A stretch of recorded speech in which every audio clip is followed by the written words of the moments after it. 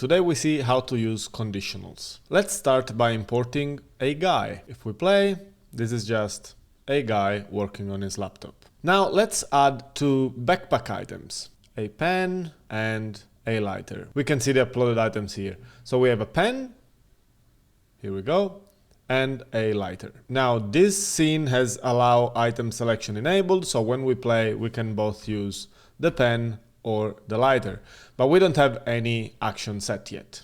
So what we want is to enable conditional logic. Let's have two possible reactions. One is happy, one is surprised. Let's select the face of this guy and create a hotspot here. Now, we want to trigger a different reaction based on which item we show. Let's start by connecting the scene to each reaction. We go guy, and then we go guy again.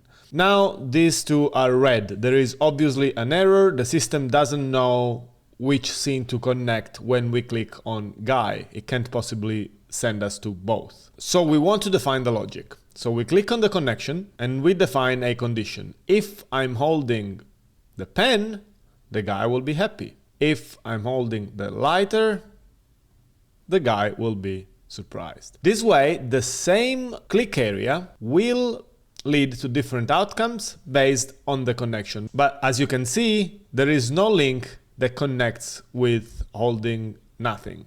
So now when we play, holding nothing produces no result. But if I select the pen and I click, he's happy. And if I select the lighter and I click, he will be surprised. This is a simple way to set up conditional logic. There are more advanced features like actions that we can add. We will explore all of that in another video.